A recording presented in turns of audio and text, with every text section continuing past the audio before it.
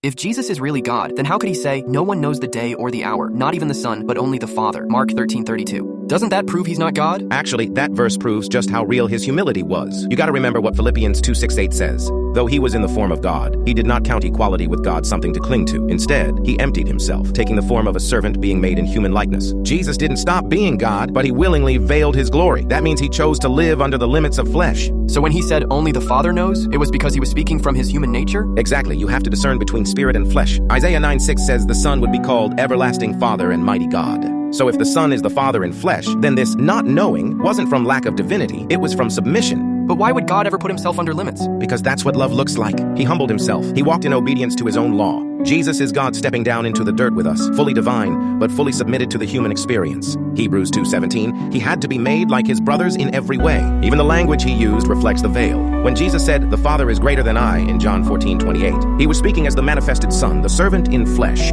But guess what? The veil was temporary. So after he died and rose again, did he go back to knowing all things? Oh, absolutely. Matthew 28:18. All authority in heaven and earth has been given to me. Jesus glorified is not veiled anymore. That flesh that once hid his glory, it's now seated in power, exalted above all things. Revelation 1-8. I am the Alpha and the Omega, the Almighty. Who said that? Jesus did. Okay, but that still confuses people. It sounds like Jesus is separate from God. Because people fail to understand spiritual irony. They forget what Colossians 1:15 says. He is the image of the invisible God. God is spirit, John 4:24, and Jesus is that spirit made visible. So when Jesus prays, obeys, or speaks of the Father, that's the man talking to the spirit within, not two gods, not a hierarchy. Just God in flesh walking out his own plan of salvation. So when he said only the Father knows, he was veiled, limited, and on purpose. Yes, it's not a contradiction. It's revelation. The moment Jesus ascended back to glory, he was restored to that infinite, omniscient glory he always had. The glory he willingly set aside for our sake. John 17:5. Father, glorify me in your presence with the glory I had with you before the world existed.